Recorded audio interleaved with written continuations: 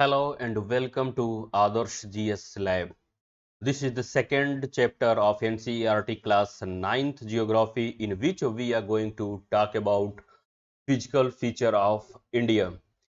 So question is that why this topic? Why NCERT? So as you know that for UPSC or UPPSC examination, NCERT is the DNA of this examination. So there is no doubt that we cannot dare to escape the NCERT. So this is the second chapter about the physical features of India. It means that the how India looks naturally from outside and why is this so. It means if we look India, then we will be able to find that in the northern part of India there is mountains, and after that in the southern side of the mountain is northern plains, and in the southern side there is the plateau, deserts, coastal plains and islands. So question is that why there is so much differentiation in the landforms of India. And second thing is that why these topics are important for UPSC or UPPSC. This is because just having the so much variety in the landforms in our country, we need to know about these landforms very well, because often questions are being asked in the examination from these areas as well, even right now. So before starting this chapter, we need to understand at least two things. First one is that what are plates, and second is that what types of mountains which exist in the world. So without delaying further, let's get started. So in this figure, we can see that there is a different type of uh, shape of the plates. Plates in the sense that the surface of the earth which looks like above the surface, that does not it is so. It means the surface of earth is divided into the various parts, and these parts is called plates. So for example, this is a plate. Suppose that this is the yellow colour and yellow colour, ये जितना भी yellow colour है ये मिलाकर के एक plate बनी, और इस प्लेट को हम बोलते हैं, कौन सी प्लेट बोलते हैं, तो इसको हम पैसिफिक प्लेट बोलते हैं। ठीक उसी तरह से there are many other plates as well, like South American plates, like here African plate. So there are many plates over here, nearly about 7 major plates and 20 minor plates which exists in the form of the surface of the earth. So why I am telling you? I am telling you that this is the reason because of which various landforms take place on the surface of the earth. For example, if in India, if on the surface of the India, if there are mountains, plains, plateaus, coastal plains, islands, so these are the places through which those landforms have been occurred. Second thing is that ये जो plates हैं ये ऐसे रुके हुए नहीं रहते हैं, they are not in the stationary positions, they are always in move, वो हमेशा चलते रहते हैं। अब ये जो प्लेट्स हैं वो कैसे चलते हैं, तो इनको चलने के लिए इनके पास तीन रास्ते होते हैं। तीन रास्ते कौन कौन से होते हैं? जैसे दो प्लेट्स हैं तो या तो वो एक दूसरे के सामने चलेंगे, it means that they are moving towards each other. Second ये होता है कि they are moving away from each other, कि वो यहां से लेकर एक दूसरे से वो दूर जा रहे हो, और सेकेंड है कि वो कुछ ऐसे मूव कर रहे हो। ठीक। And second thing is that ये तो था प्लेट्स के बारे में कि प्लेट्स क्या होते हैं और प्लेट्स कैसे मूव करते हैं, प्लेट्स का रोल क्या होता है, इसके बारे में हमने देख लिया। इसके अलावा हम देखेंगे कि जो माउंटेन्स होते हैं वो कितने प्रकार के होते हैं। तो एक जो प्रकार होता है माउंटेन का वो होता है फोल्ड माउंटेन। और ये फोल्ड माउंटेन कैसे बनता है, जब दो प्लेट्स एक दूसरे से आपस में टकराती है तो उसके टकराने की वजह से जो बीच का हिस्सा होता है वो ऊपर उड़ जाता है और उसी को हम क्या बोलते हैं, तो फोल्ड माउंटेन्स बोलते हैं। जैसे कि यहाँ पर इस एग्जांपल में देखा जा सकता है कि ये एक कोई प्लेट है या कोई एक सेडिमेंटेशन है, कुछ भी ये हो सकता है। और उसको दो प्लेट, एक प्लेट इधर से फोर्स लगा रही है, एक प्लेट इधर से फोर्स लगा रही है, और फोर्स लगाने के कारण क्या होगा कि इसका बीच का जो हिस्सा होगा वो उड़ जाएगा। तो ये वाला जो हिस्सा, जो उठा हुआ हिस्सा रहेगा, उसी को हम क्या बोलते हैं, तो माउंटेन बोलते हैं। क्लियर। ठीक उसी तरह से जो सेकंड फिगर है इसको भी हम यहाँ पर देख सकते हैं। जैसे कि ये प्लेट है और जिस बीच प्लेट पे ये फोर्स लगाया गया है, इस साइड से भी लगाया जा रहा है और इस साइड से भी फोर्स लगाया जा रहा है। तो जो प्लेट्स हो रही है वो फोल्ड हो जा रही है। जैसे हम देख रहे हैं कि ये प्लेट्स क्या हो गई, फोल्ड हो गई। इसके फोल्ड होने से जो आकृति बनती है, जो स्ट्रक्चर ये कुछ इस तरह से बनेगा, तो इसी को हम क्या बोलते हैं, तो फोल्ड माउंटेन बोलते हैं। और इसका ये मेच्योर फॉर्म ये होता है, ये कुछ इस तरह से बनता है। इधर से फोर्स लग रहा है, ये बीच वाला देखो पार्ट है ये ऊपर उठ रहा है, ये हमारा बन गया फोल्ड माउंटेन्स। ठीक। अब फोल्ड माउंटेन्स भी ये टू टाइप के होते हैं। जैसे कि कुछ फोल्ड माउंटेन हैं जो भी जल्दी के बने हुए हैं, उनको हम बोलते हैं यंग फोल्ड माउंटेन। और कुछ फोल्ड माउंटेन कैसे होते हैं, बहुत ही पुराने होते हैं, उनको हम बोलते हैं old mountain, old fold mountain. यदि हम एग्जाम्पल की बात करेंगे तो ओल्ड फोल्ड माउंटेन में आता है माउंट अरावली, यानी कि जो अरावली हिल्स है। तो अरावली किस में आएगा, तो अरावली आएगा ओल्ड फोल्ड में, और यंग में क्या आएगा, तो ये हिमालयन माउंटेन आएगा। That's clear. अब हम आते हैं दूसरे नंबर के माउंटेन पे, जिसको हम बोलते हैं ब्लॉक माउंटेन। तो सिंपली जो ब्लॉक माउंटेन में क्या होता है कि जब भी कभी अर्थ के सरफेस का एक हिस्सा वर्टिकली डाउन साइड मूव करता है या दूसरा वर्टिकली अप साइड मूव करता है, तो उसको क्या हम बोलते हैं, ब्लॉक माउंटेन बोलते हैं। जैसे इस अगर फिगर को हम देखेंगे तो कभी न कभी ये हिस्सा दोनों बराबर रहा होगा, लेकिन एक टाइम ऐसा आया कि ये वाला जो हिस्सा है ये हमारा नीचे की तरफ मूव कर गया, और ये जो हिस्सा है ये वहीं पर रह गया। ये वहीं पर रह गया या ऊपर भी उठ सकता है, दोनों पोजीशन हो सकती है। और ये हिस्सा यदि नीचे की तरफ गया, ये हिस्सा भी यदि नीचे की तरफ गया, तो बीच का जो ये रेज्ड पार्ट होता है इसी को हम बोलते हैं हॉर्स्ट बोलते हैं, और इसी को हम ब्लैक माउंटेन का नाम देते हैं। और इसको हम क्या बोलते हैं, तो ग्रेबन बोलते हैं, और इसी को हम वैली का भी नाम देते हैं। और इंडिया में यदि हम ब्लैक माउंटेन के एग्जाम्पल देखेंगे तो वेरी फाइन एग्जाम्पल है, वो है विंध्या रेंज, और इसके इधर में है सतपुड़ा रेंज, और बीच में से नर्मदा रिवर ये फ्लो हो रही है। ये हमारा क्या है, विंध्या रेंज और सतपुड़ा रेंज, ये दोनों ये बेस्ट एग्जांपल्स हैं ब्लैक माउंटेन के। तो हेयर हमने क्या क्या सीख लिया, तो हमने पहले प्लेट्स के बारे में देख लिया, प्लेट्स कैसे मूव करती हैं, प्लेट से कैसे लैंडफॉर्म्स बनते हैं। दूसरा हमने देख लिया कि जो माउंटेन होते हैं वो कितने प्रकार के होते हैं, जैसे फोल्ड माउंटेन क्या होता है, ब्लॉक माउंटेन क्या होता है, ये हमने देख लिया। इसके अलावा जो है वो होता है वैल्केनिक माउंटेन। तो सिंपली वैल्केनिक माउंटेन में क्या होता है कि जो मैग्मा निकलता है, ठीक, अर्थ के मैंटल से, जब वो यहाँ पे डिपॉजिट हो जाता है तो एक तरह से ये माउंटेन बन जाता है। तो इसको भी हम क्या बोलते हैं, इसको हम बोलते हैं वैल्केनिक माउंटेन बोलते हैं। तो this is all about the mountains. Now coming to the core topic of this chapter, that is the physical feature of India। तो जैसे कि अभी हमने बताया कि यदि हम इंडिया को देखें तो माउंटेन भी है, प्लेन्स भी है, प्लेट्यू भी है, कोस्टल प्लेन्स है, आइलैंड्स है। तो हम क्या करेंगे, यहाँ पर हम ये देखेंगे कि आखिर ये लैंडफॉर्म्स बना कैसे हैं। डिफरेंट डिफरेंट टाइम पर डिफरेंट डिफरेंट जो साइंटिस्ट होते हैं उन लोगों ने अपनी अपनी थियरी दिया है, लेकिन इस चैप्टर में जो हमको पढ़ना है जिस थियरी के बारे में, उसका नाम है theory of plate tectonics. But one thing is that कि यहाँ पे प्लेट टेक्टोनिक के बारे में कोई डिटेल इंफॉर्मेशन नहीं दिया गया है, तो हम भी डिटेल में नहीं जाएंगे। बस हमको ये पढ़ लेना है कि प्लेट टेक्टोनिक आखिर ये थियरी ये होती क्या है इसके बारे में, और इस थियरी से कैसे जो लैंडफॉर्म्स होते हैं वेरियस टाइप के वो बनते हैं। इसका जो डिटेल पार्ट्स रहेगा वो क्लास 11th की ज्योग्राफी में दिया गया है। तो जब हम क्लास 11th के एनसीईआरटी को हम कंप्लीट करेंगे तो इसको हम वहां पर पढ़ेंगे। ठीक। तो यदि हम अर्थ के सरफेस की हम बात करें तो अर्थ के सरफेस पे जो भी ये फोल्डिंग होती है, फॉल्टिंग होती है, वल्केनिक एक्टिविटी होती है, उन सारी एक्टिविटी के पीछे प्लेट टेक्टोनिक यानी कि जो प्लेट्स होती है जिसको अभी हमने पढ़ा हुआ है, उस प्लेट्स का रोल होता है कि वो प्लेट्स कैसे मूव कर रही है। वो एक दूसरे के नजदीक आ रही है, एक दूसरे के दूर जा रही है, या एक दूसरे के ट्रांसफॉर्म में वो मूव कर रही है।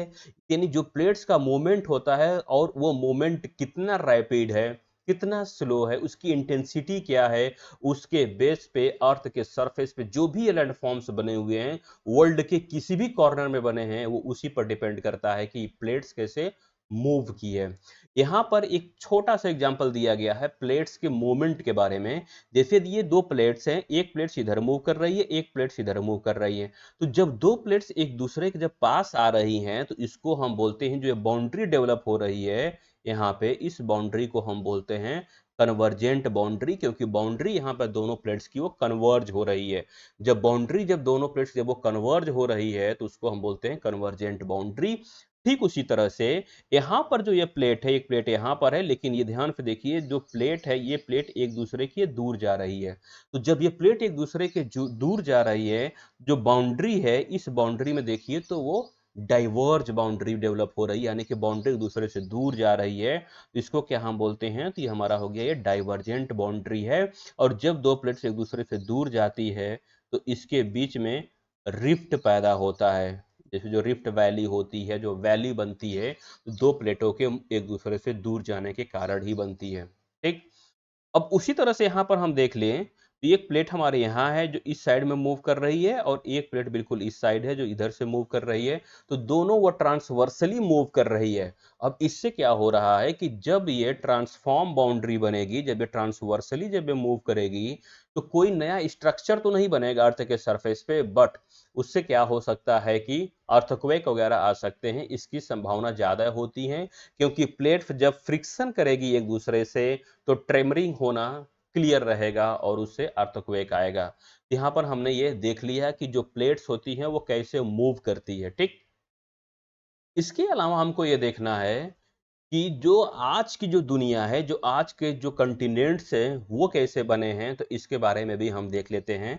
जैसे कि यहाँ पर एक टाइमलाइन दिया गया है कि 250 मिलियन ईयर्स एगो, यानी कि 250 मिलियन साल पहले क्या था कि जो भी कंटिनेंट आज हमको दिखाई देता है, वो सभी कंटिनेंट एक सुपर कंटिनेंट में बने हुए थे जिसका नाम था ये पैंजिया।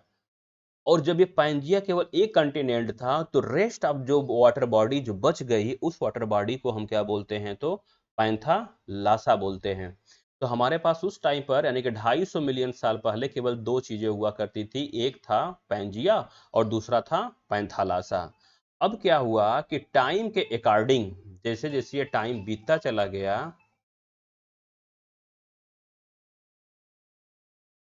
तो हम बात कर रहे थे कि 250 मिलियन साल पहले एक सुपर कंटिनेंट था अर्थ के सरफेस पे, और इसका नाम क्या था, तो इसका नाम था पैंजिया। बाय द टाइम क्या हुआ कि जो ये पैंजिया है, ये पैंजिया टू पार्ट्स में डिवाइड हो गया। एक पार्ट्स बना, नॉर्दर्न पार्ट बना और साउदर्न पार्ट बना। तो जो नॉर्दर्न पार्ट था, नॉर्दर्न पार्ट को हमने नाम दिया उसको लारेसिया, और जो ये सेकेंड पार्ट बना, जिसको जो साउदर्न पार्ट था, इसका नाम पड़ा ये गोंडवाना लैंड। और जब ये टू पार्ट्स में जब ये डिवाइड हुआ तो बीच में एक सी बन गया, और इस सी को बोलते हैं टेथिस सी। तो अब हमने यहाँ पर देख लिया कि अब धीरे धीरे जो डिवीजन हो रहा है वो कंटिनेंट में होना स्टार्ट हो गया, ये टू पार्ट्स में डिवाइड हो गया।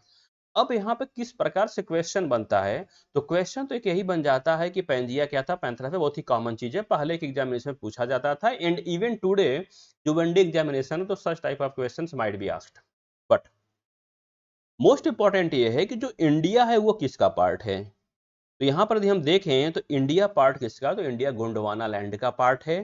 तो यदि हम ध्यान से देखेंगे तो ये तो हमारा ये साउदर्न इंडिया का हो गया ना, यानी कि साउथ, यानी कि साउदर्न पार्ट हो गया।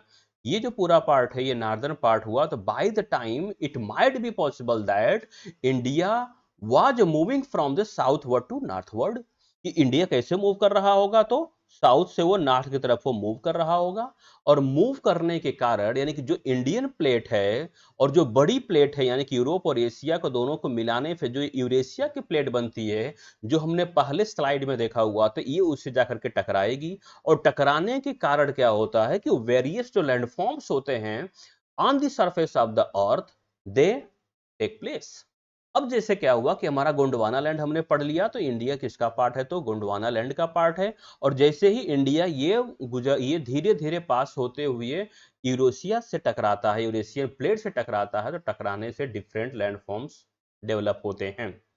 अब जब डिफरेंट लैंडफॉर्म्स डेवलप होते हैं, अब उस लैंडफॉर्म्स में माउंटेन भी बनता है, प्लेट्यू भी बनता है, प्लेन्स भी बनता है, कोस्टल प्लेन्स भी बनते हैं, आइलैंड्स भी बनते हैं, सब कुछ बनता है।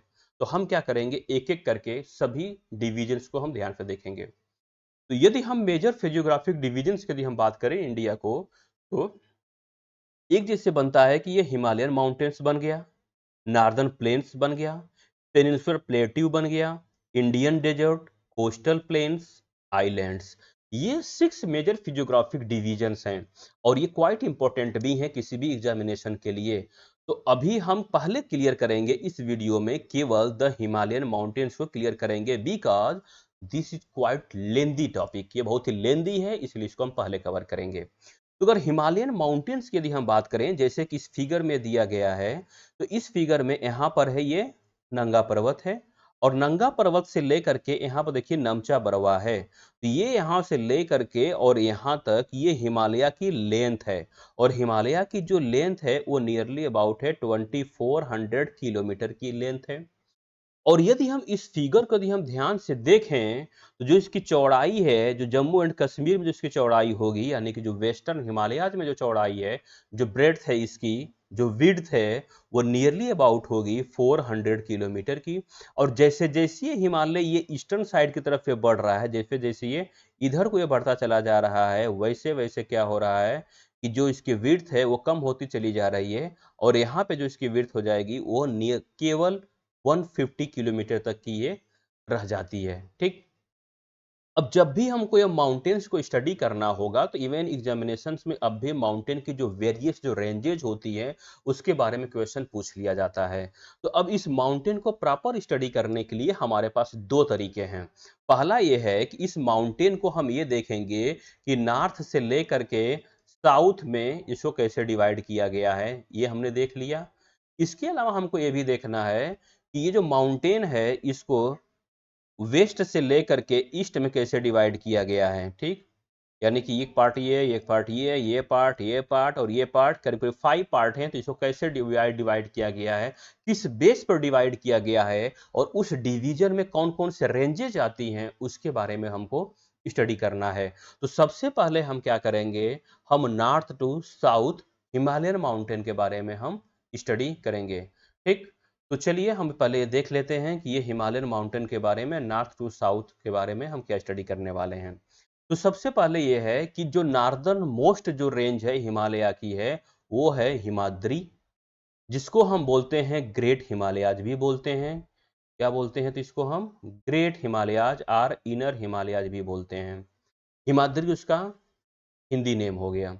इसके अलावा हम देखेंगे तो ये most continuous range of the whole Himalayan mountains, ये कैसी रेंज है, तो ये कंसिस्टेंट है, कंटिन्यूअस रेंज है, और इसकी जो एवरेज हाइट है वो कितनी है, तो 6000 मीटर की हाइट है। और हिमालय की जो मोस्ट इंपॉर्टेंट जो पीक होती है वो सभी इसी में पाई जाती है, यानी कि हिमाद्री में ही पाई जा रही है। ठीक, ये हमने यहाँ तक क्लियर कर लिया। इसके अलावा यदि हम देखें तो जो फोल्ड माउंटेन है, जो ग्रेट हिमालयाज है, ये है असिमेट्रिकल इन नेचर है।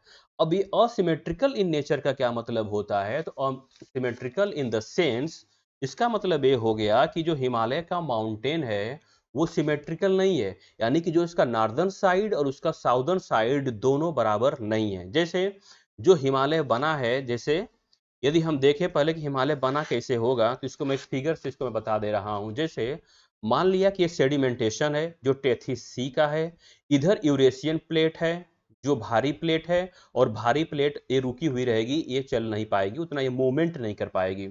इधर से क्या है इंडियन प्लेट है जो गोंडवाना लैंड से ये मूव करते करते यहाँ तक आ रही है। तो जब ये गोंडवाना लैंड से जब ये प्लेट इधर को मूव करेगी, बीच में ये टेथी सी का सेडिमेंटेशन है, तो जब ये फोर्स करेगी तो जो ये सेडिमेंटेशन होगा ये धीरे धीरे क्या होगा, ये धीरे धीरे ऐसे ऊपर उठना स्टार्ट होगा। तो जैसे जैसे इसका सेडिमेंटेशन ये ऊपर उठेगा, ये हमारा क्या बन जाएगा, तो फोल्ड माउंटेन बन जाएगा। बट यहाँ पर फोल्ड माउंटेन के अलावा हमको ये देखना है कि असिमेट्रिकल मतलब क्या होता है। तो असिमेट्रिकल का मतलब कि यदि फोल्ड माउंटेन बिल्कुल ऐसे बनता, ऐसे बनने का मतलब ये हो गया कि इसका इधर का जो स्लोप है और इधर का जो स्लोप है, दोनों यदि स्लोप बराबर होता तो उसको हम बोलते हैं कि सिमेट्रिकल फोल्ड माउंटेन है। लेकिन यहाँ पर जो स्लोप जो माउंटेन का बना हुआ है, तो जो इसका साउदर्न स्लोप है वो काफी स्टीप है, और ये जो है जो इसका ये नार्दर्न जो स्लोप है वो काफी जेंटल है, यानी कि वो इस तरह से है। यदि मैं अगर हाथ से बनाना चाहूंगा तो ये कुछ इस तरह से बनेगा कि इसका ये जो स्लोप है ये बहुत ही ये क्या है, स्टीप स्लोप है। और जैसे हम इधर जाएंगे, ये जो तिब्बतन प्लेट्यू का जो हिस्सा है ये जेंटल स्लोप है। इसी के बेस पे कहा जाता है कि ये कैसा है, तो ये असिमेट्रिकल है। यानी कि जो हिमाद्री है, जो ग्रेट हिमालयाज है, वो असिमेट्रिकल इन नेचर है। ठीक। इसके अलावा क्या है, जो सेकेंड रेंज है जो हिमाद्री के जो साउथ में पड़ती है, वो रेंज है जिसको हम बोलते हैं हिमाचल बोलते हैं, या इसको हम लेसर हिमालयाज भी बोलते हैं। अब लेसर हिमाचल के हिमालय की खास बात ये है कि जो इसकी हाइट है वो 3700 से लेकर के 4500 के बीच में पाई जाती है, और जो इसकी विड्थ है वो नियरली अबाउट 50 किलोमीटर है। अब मोस्ट इंपॉर्टेंट ये है कि जो इम्पोर्टेंट जो रेंजेज हैं वो कौन कौन सी हैं, जैसे पीर पंजाल है। ठीक, पीर पंजाल की है तो ये लॉन्गेस्ट है और मोस्ट इम्पोर्टेंट रेंज है। धौलाधार इसी में है, महाभारत भी इसी में है। और सेकेंड थिंग इज दैट कि जो जितने भी इम्पोर्टेंट हिल स्टेशन हैं, जो दून हैं, जहाँ पे लोग ये टूरिस्ट प्लेस जहाँ पे लोग घूमने जाते हैं, वो सारा का सारा जो इसी हिमाचल में ही लोकेटेड है। जो लेसर हिमालय है इसी में लोकेटेड है। ठीक। इसके अलावा क्या है, जिसको हमने बताया कि हिल स्टेशन होने के नाते इसको हम हिल स्टेशन हिमालयाज भी बोलते हैं। अब इसके अलावा जो इम्पोर्टेंट चीज ये है कि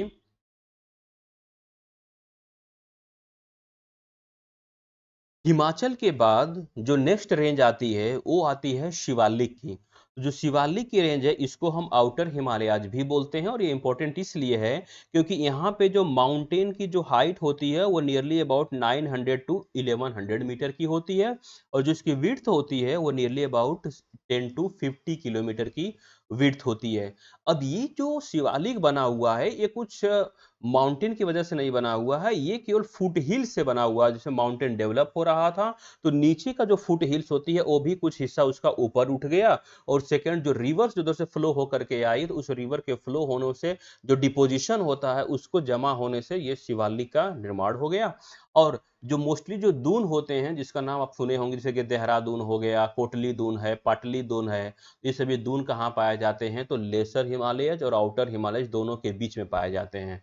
तो यहाँ पर मैं बता दूं कि ये दून क्या होता है। तो दून ऐसा होता है जैसे मान लीजिए कोई एक रिवर है, रिवर फ्लो कर रही है, आगे कोई माउंटेन आ गया, तो माउंटेन क्या करेगा, इस रिवर के फ्लो को रोक देगा। जब रिवर के फ्लो को रोक देगा तो यहाँ पर एक बहुत बड़ी सी लेक बन जाएगी, पानी उसका इकट्ठा हो जाएगा। जब इसका वाटर यहाँ पर कलेक्ट हो जाएगा, उसके अलावा जो रिवर होगी वो कभी न कभी माउंटेन को कट करके जब ये वाटर यहाँ से निकल जाएगा तो ये जो यहाँ पे ये लेक रहेगी वो सूख जाएगी। तो उसी को हम क्या बोलते हैं, तो उसी को हम बोल देंगे कि दून बोलते हैं। जो देहरादून है, कोटली दून है, पाटली दून है, ये सब दून इसी का हिस्सा है। तो यहाँ पर हमने ये देख लिया कि जो हिमालय रेंज है उसको नॉर्थ टू साउथ कैसे डिवाइड किया गया, उसमें कौन कौन सी रेंज है, उसकी हाइट क्या है, उसकी विड्थ क्या है, ये हमने देख लिया। मोस्टली ये सब क्वेश्चंस एग्जामिनेशन में, वनडे एग्जाम में या इवन यूपी पीएससी के एग्जामिनेशन में भी कुछ क्वेश्चन यहाँ से निकल करके आ जाते हैं। एक जो इम्पोर्टेंट चीज है वो इस चैप्टर में वो ये है कि यहाँ पे ये 10 इम्पोर्टेंट ये एवरेस्ट के बारे में, माउंटेन के बारे में दिया गया है, और उसकी हाइट के बारे में दिया गया है, और उसका लोकेशन के बारे में दिया गया। तो यहाँ पर क्या इंपॉर्टेंट है, तो यहाँ पर इंपॉर्टेंट ये है कि कभी कभी एग्जामिनेशन में इसको असेंडिंग या डिसेंडिंग ऑर्डर में अरेंज करने के लिए आता है। ये काफी इंपॉर्टेंट है, ये मोस्टली ये मोस्ट इंपॉर्टेंट रेंज के बारे में दिया गया है। वैसे तो हिमालय रेंज में बहुत से रेंजेज है, तो सबको याद करना क्वाइट इम्पॉसिबल है, लेकिन हम इन 10 को हम याद रख सकते हैं। ठीक, अब हम आते हैं नेक्स्ट पे कि अब हिमालय को हम डिवाइड करेंगे, वेस्ट टू हम ईस्ट डिवाइड करेंगे। तो जब हम वेस्ट टू ईस्ट डिवाइड करेंगे तो उसको हम रिवर के बेस पर डिवाइड करेंगे, कौन सी रिवर बीच में पड़ रही है, और उसका जो डिमार्केशन होता है उसी के बेस पर होता है। जैसे कि जो हिमालय इंदस और सतलज के जो बीच में था उसको बोला जाता है पंजाब हिमालय बोला जाता है। ठीक, लेकिन इसका जो लोकेशन है वो कश्मीर में है, और हिमाचल में भी कुछ इसका पार्ट मिलता है। ठीक, अब यदि हम चलें सतलज से लेकर के और काली रिवर के बीच में चलें, तो यहाँ पे जो रिवर पाई जाती है उसको हम जो माउंटेन पाया जाता है, जो हिमालय है, उसको हम बोलते हैं कुमायूं हिमालय, और मोस्टली इसमें वो हिमालय जाते हैं जो कि उत्तराखंड में पाए जाते हैं। इसके अलावा है काली रिवर है, और काली से लेकर के तीस्ता है। तीस्ता जो रिवर है वो नेपाल के ईस्ट साइड से बहती है, यानी पूरा नेपाल का हिस्सा जो आता है वो इसी में आता है, और इसको हम बोलते हैं नेपाल हिमालयाज बोलेंगे। ये नेपाल हिमालयाज हो गया। और उसके अलावा तीस्ता से लेकर के दिहांग, जहां से ब्रह्मपुत्र हमारे कंट्री में एंटर करती है, उन वहां तक के हिमालय का हम क्या बोलेंगे, तो असम हिमालयाज बोलेंगे। ठीक, अब ये जो नाम रखा गया है उनका रीजनल नेम रखा गया है हिमालय का। तो इस बेस पे यदि हम देखेंगे तो हिमालय को 5 पार्ट्स में डिवाइड किया गया है। ठीक, अब जैसे ही यदि हम देखेंगे तो जो पूर्वांचल है, जहां से ब्रह्मपुत्र नदी हमारे कंट्री में एंटर करती है, जहां पर असम हिमालयज खत्म होता है, तो असम हिमालयज के यदि बाद से देखेंगे, जहां पे ये ब्रह्मपुत्र रिवर जो गार्ज बनाती है, तो वहां पे जो माउंटेन है वो बिल्कुल पहले तो ऐसे जा रहा है, और यहाँ पर एकदम ऐसे ये बेंट हो गया है। तो जब ये बेंट हुआ है तो इसको हम बोलते हैं पूर्वांचल हिल्स बोलते हैं, और यहाँ पर डिफरेंट डिफरेंट हिल्स हैं। जैसे वो कौन कौन सी हिल्स हैं वो काफी इंपॉर्टेंट है। जैसे यहाँ आप देखिए तो वो नागा हिल्स है, मणिपुर हिल्स है, मिजो हिल्स है, पटकाई हिल्स है। तो ये जो सभी हिल्स है कहाँ पाई जाती हैं, तो ये पूर्वांचल का पार्ट है, नॉर्थ ईस्टर्न का पार्ट है, but they are also part of Himalaya. जो हिमालय जो मूव हुआ है, जो बेंट हुआ है वहां पे, इसीलिए वो भी पार्ट किसका आते हैं, तो हिमालय का ही पार्ट आते हैं। अब ये हमें हिमालय के बारे में जो भी हमने पढ़ा हुआ है, तो एक बार हम इसको समराइज कर लेते हैं। जैसे कि ये है नॉर्थ टू साउथ, यदि हम हिमालय का यहाँ पर हम डिवीजन किए हुए हैं, तो हमने बताया तो उसको हम डिवीजन करेंगे तो ग्रेट हिमालय बनेगा, मिडिल हिमालय और शिवालिक हिमालय हो गया। अब इसके बारे में हम एक एक करके देख लेते हैं। जैसे यहाँ पर देखिए ग्रेट हिमालय क्या, तो हाईएस्ट है, मोस्ट कंटिन्यूअस है, जैसे अभी हमने बताया हुआ था, ये क्रिस्टलाइन रॉक से बना हुआ। It mean that those rocks which does not have any porous, उसमें कोई भी पोरस नहीं होता है, कुछ भी जगह नहीं होती, बिल्कुल एकदम डेंस, एकदम हाईली डेंसाइल होते हैं, तो उनको हम क्रिस्टलाइन रॉक बोलते हैं। इसमें कौन कौन से रेंज आते हैं, तो माउंट एवरेस्ट हो गया, Kanchenjunga, Makalu, Dhaulagiri, Manaslu, Annapurna, these are the ranges which are located in the great himalayas, and after that there is the nanda devi, Kamet, Gurla, Mandhata. ये सभी जो रेंजेज हैं वो कहाँ पर हैं, तो ग्रेट हिमालयाज में हैं। ठीक, इसके अलावा देखिए जो मिडिल हिमालय है, में देखिए कौन कौन से आते हैं, ये मोस्ट डिसकंटिन्यूज है, कहीं है कहीं नहीं है। जैसे यदि हम नेपाल तक तो है, लेकिन उसके बाद देखेंगे तो बहुत ही पतली हो जाती है, करीब करीब लुप्त हो जाती है। इसमें कौन कौन से आते हैं, तो पीर पंजाल है, धौलाधार है, नाग टिब्बा, मसूरी, कुमायूं हिल्स, महाभारत। जो इसका लोकेशन है हम यहाँ पर देख सकते हैं, पीर पंजाल है, धौलाधार है, नाग टिब्बा है, मसूरी है, कुमायूं हिल्स है, और यह महाभारत हो गया। इसके बारे में दिया गया है। एंड आफ्टर दैट शिवालिक के बारे में दिया गया है कि जब वो माउंटेन बना, तो जो माउंटेन जो हिमालय की जो फुट हिल्स थी उसका अपलिफ्टमेंट हुआ, उसी से क्या बना, तो शिवालिक।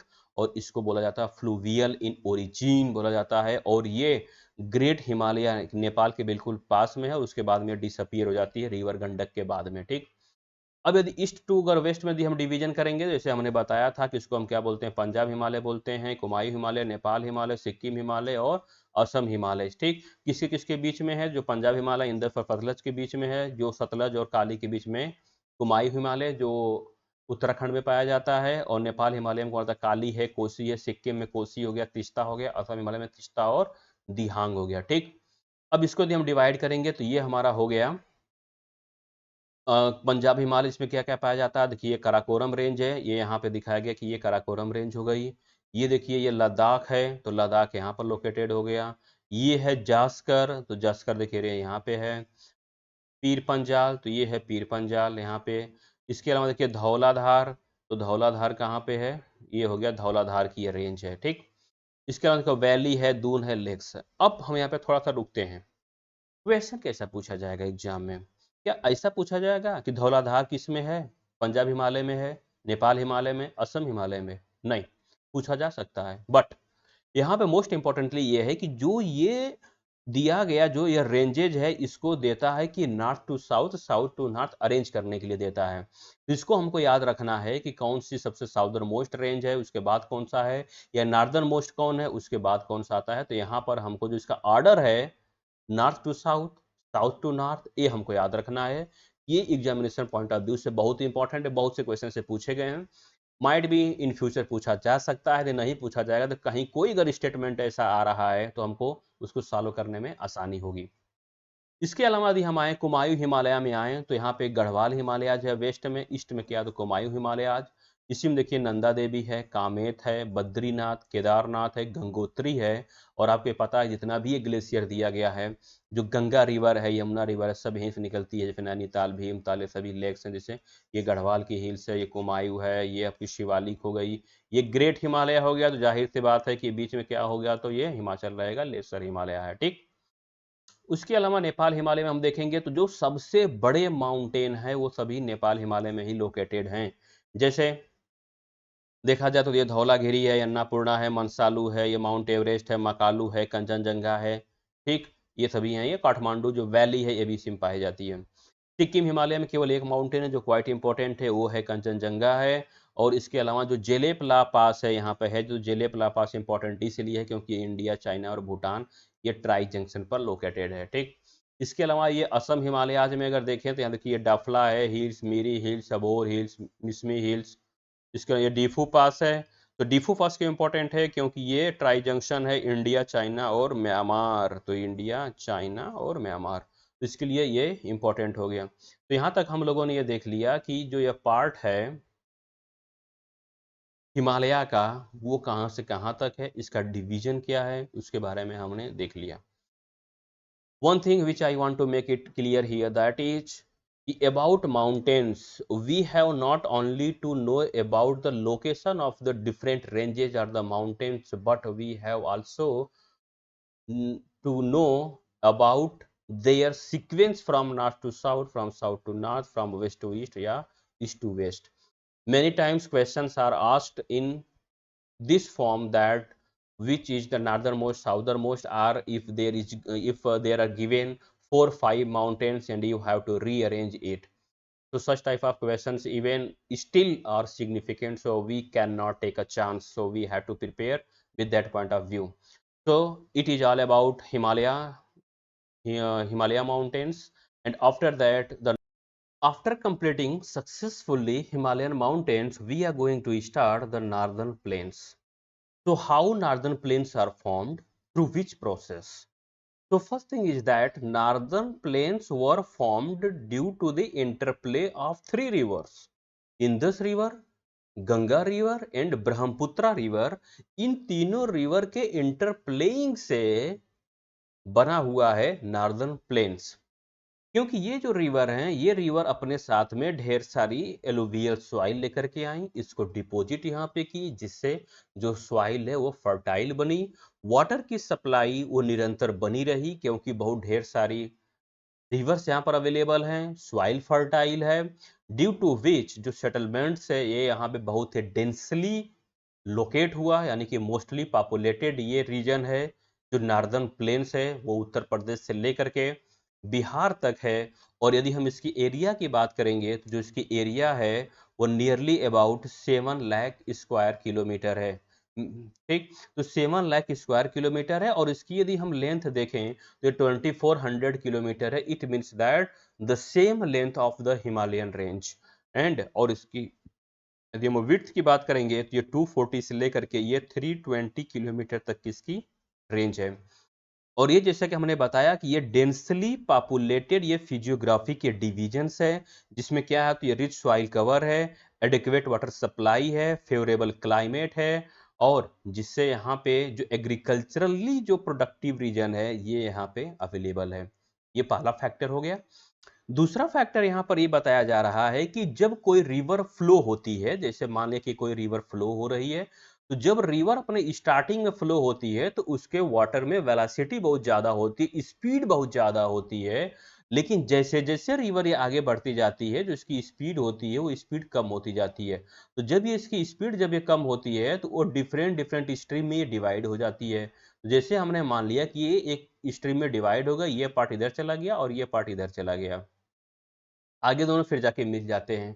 तो ये जो पार्ट, जो बीच में जो पार्ट बच गया, जो एक आइलैंड का पार्ट बनता है, इसको हम बोलते हैं रिवराइन आइलैंड बोलते हैं। और ये जो रिवराइन आइलैंड है ये क्वाइट इंपॉर्टेंट है इंडिया के केस में, क्योंकि वर्ल्ड का लार्जेस्ट जो रिवराइन आइलैंड है वो है माजुली रिवराइन आइलैंड है। और ये इनहाइबिटेड है, यानी कि इस पे लोग रहते भी हैं। ये किस रिवर पे है? तो ये ब्रह्मपुत्रा रिवर पे है।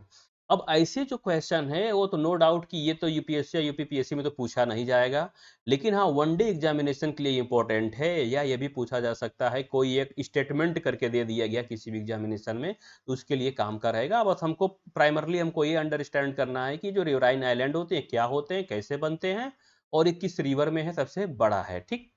इसके अलावा क्या है कि जब कोई रिवर ऐसे ये फ्लो हो रही है, मान लिया कि कोई एक रिवर है ये फ्लो हो रही है, तो जब ये रिवर है ये फ्लो हो रही है, जब ये एक मेन रिवर है इसमें इसका वाटर फ्लो हो रहा है, तो इसके साथ में बहुत ढेर सारी जो रिवर होती हैं आकर के मिल जाती हैं, यानी कि वो अपना वाटर ले करके इस रिवर में मिला देती हैं। और वहीं पर कुछ रिवर ऐसे भी होती है जो क्या करती है कि वो मेन रिवर से वाटर वो निकाल लेती है। दो केस हो गया।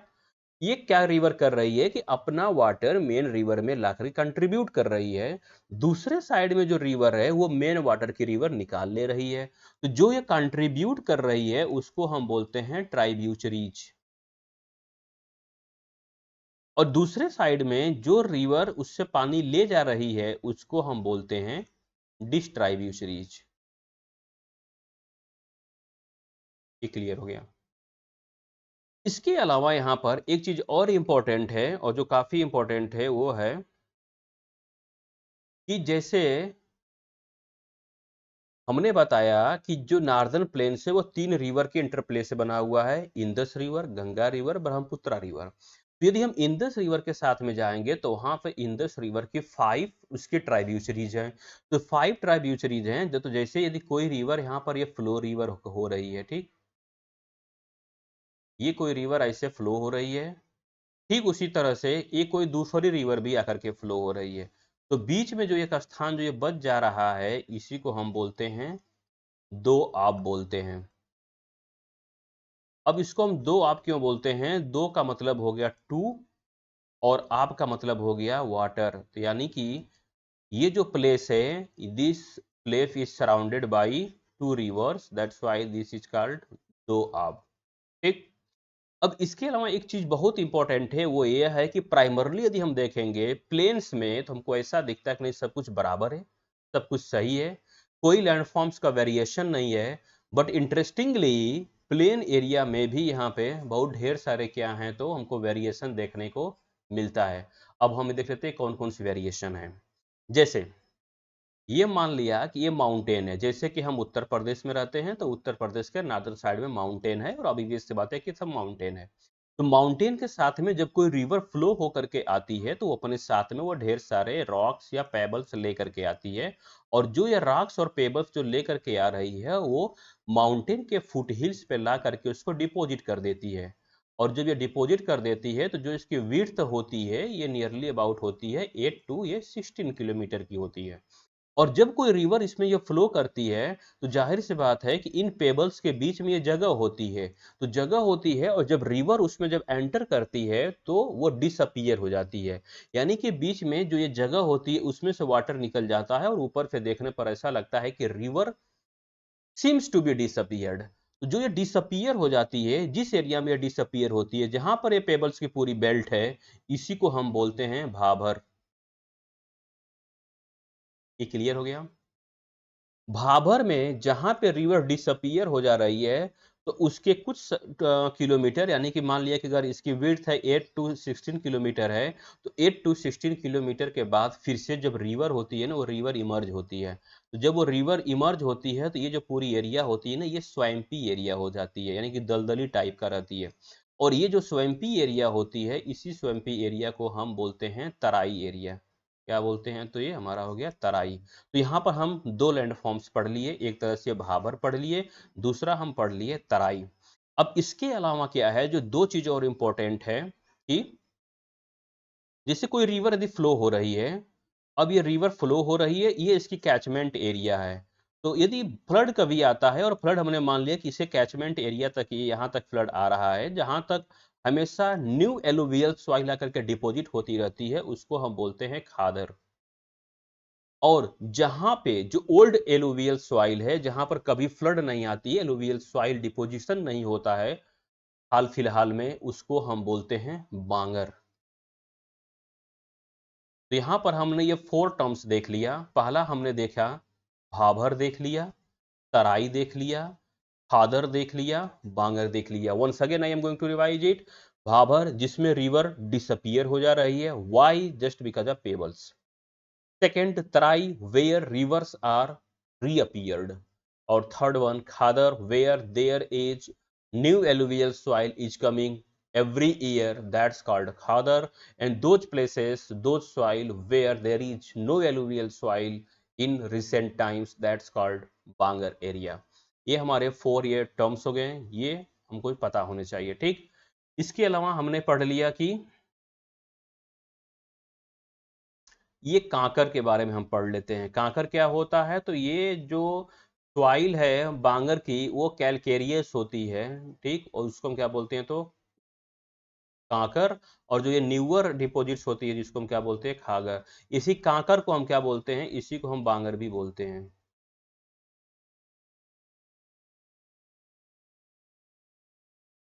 तो भांगर हो गया, खादर हो गया, जो सॉइल है उसको हम कांकर बोलते हैं।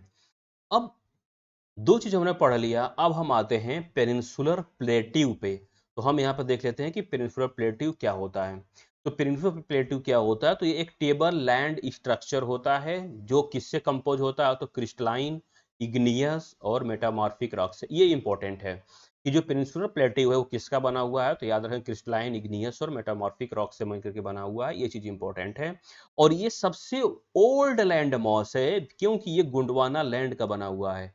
जैसे मैंने बताया कि गोंडवाना लैंड से जो इंडिया है वो ट्रैवल करते करते यहाँ तक आ रहा है, तो ये ओल्ड सॉइल है। इसके अलावा ये ओल्ड लैंड मास है, और ये जो प्लेट्यू है ये बहुत ही ब्रॉड है, बहुत ही शैलो वैलीज है, इसमें बहुत से राउंडेड इसमें हिल्स भी हैं। जो मेन इंपॉर्टेंट है वो है कि इसका जो सेंट्रल हाईलैंड है, और ये इसका डेक्कन प्लेट्यू है। जो डेक्कन प्लेट्यू है, जैसे कि सतपुड़ा रेंज हो गया, तो सतपुड़ा रेंज के यहाँ तक ही नीचे का जो ये पार्ट होता है, ये पार्ट हमारा ये डेक्कन प्लेट्यू कहलाता है। और यहाँ का जो ये पूरा पार्ट है, ये जो इतना जो पार्ट है, इसको हम सेंट्रल हाईलैंड्स बोलते हैं। और इस सेंट्रल हाईलैंड्स का ये जो पार्ट होता है, इसको हम बुंदेलखंड बोलते हैं। और ये जो पार्ट होता है, इसको हम बघेलखंड बोलते हैं। और इसी का जो एक्सटेंशन पार्ट है, उसको हम छोटा नागपुर प्लेट्यू बोलते हैं, ठीक।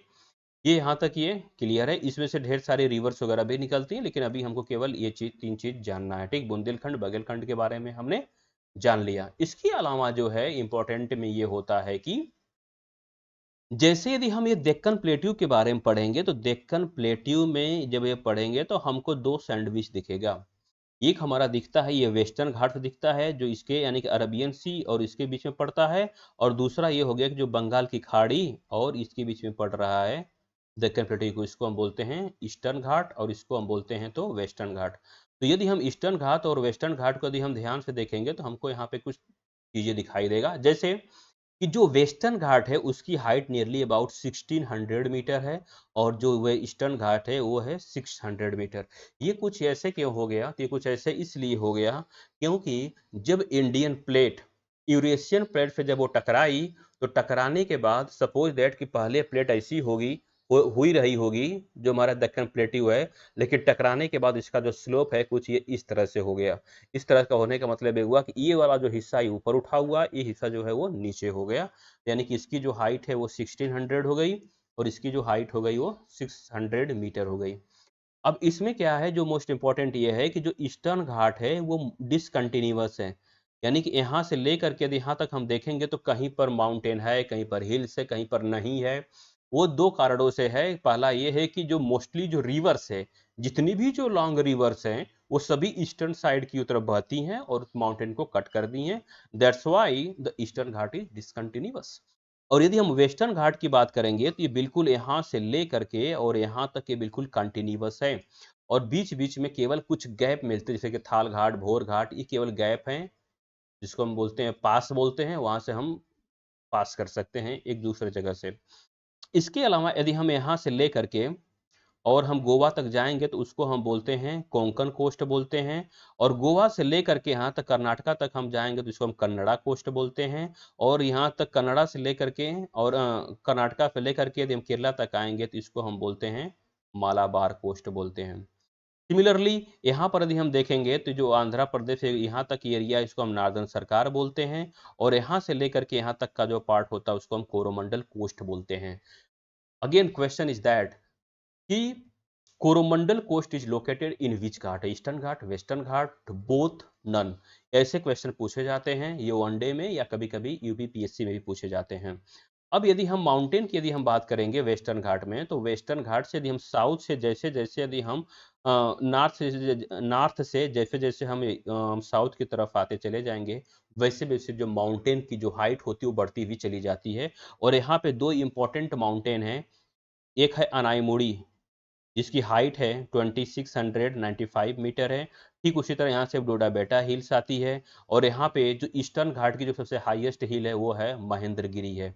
और यहाँ पे जो जो सबसे हाईएस्ट हिल है वो है अनाईमुड़ी है, 2695 मीटर।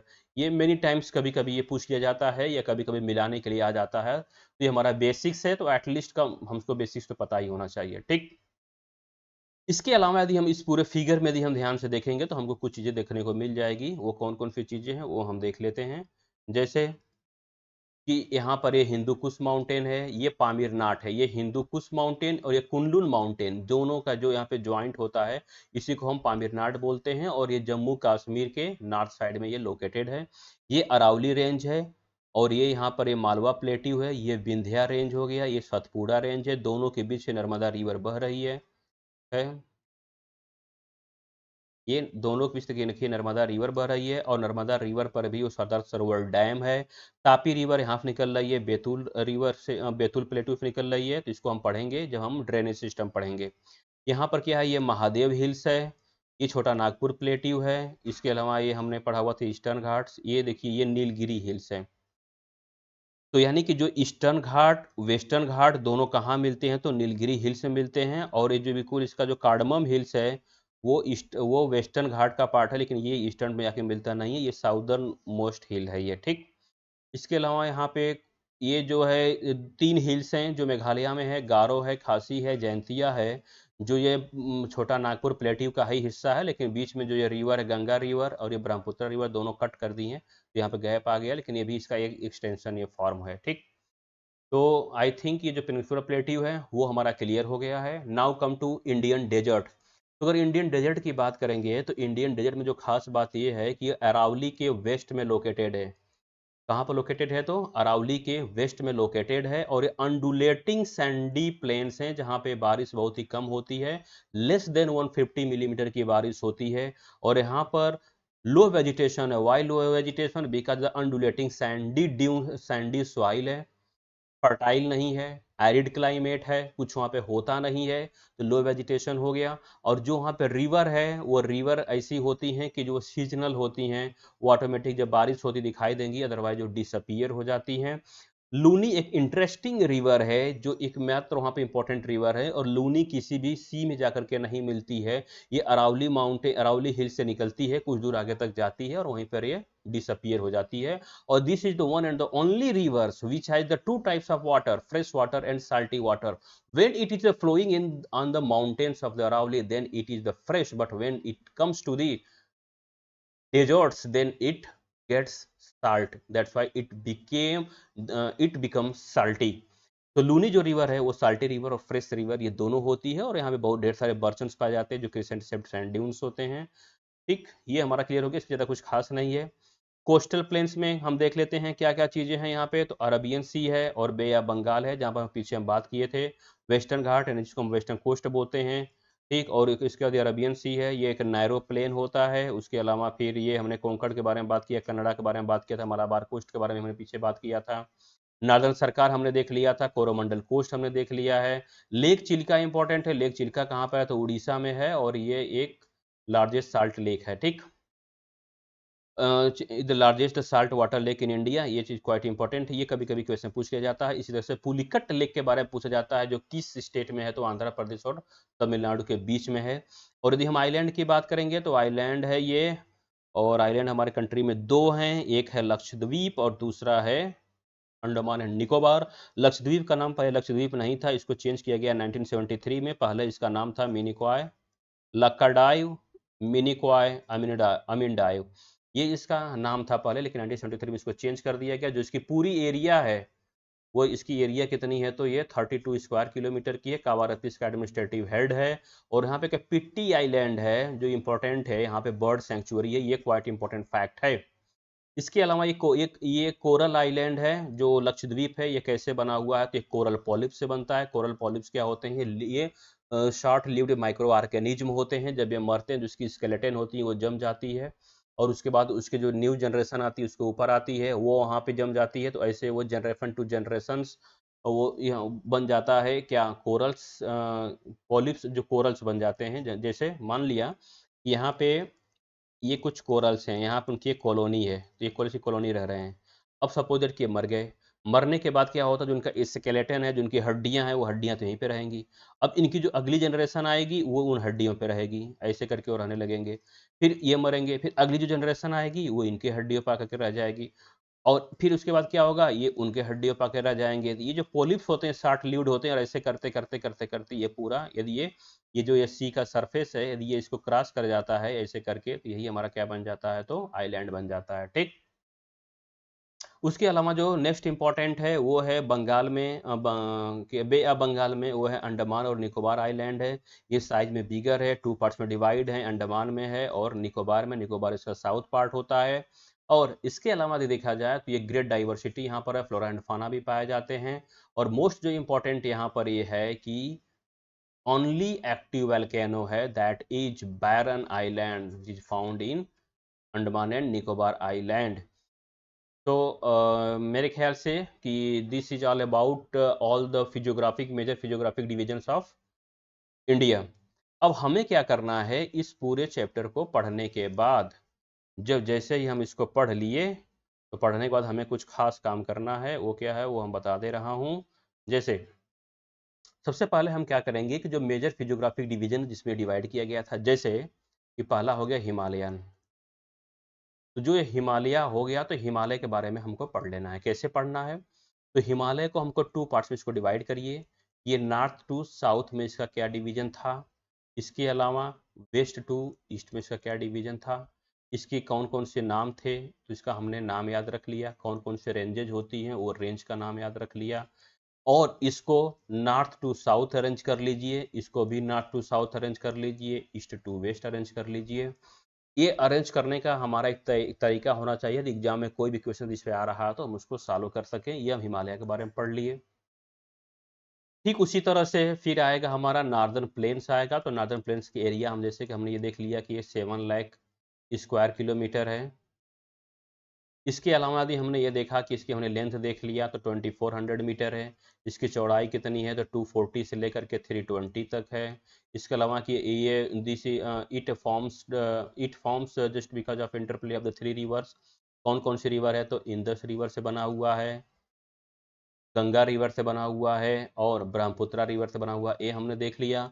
इसके अलावा जो न्यू टर्म्स हमने देखा हुआ था, जैसे कि हमने खादर देख लिया, ठीक, भाभर देख लिया, तराई, और उसके अलावा हमने देख लिया बांगर देख लिया। तो these are the some terms. उसके बाद पेनिनसुलर प्लेट्यू के बारे में हमने देखा, ईस्टर्न घाट देख लिया, वेस्टर्न घाट देख लिया, कौन कौन से माउंटेन है। So just you have to take a blank paper, and over it you have to make a mind map that whatever you have studied from the chapter number 2, so that it can be recalled for, it can be retained for a long time. So that's all from the chapter number 2. We will see you soon in the next chapter. Thank you.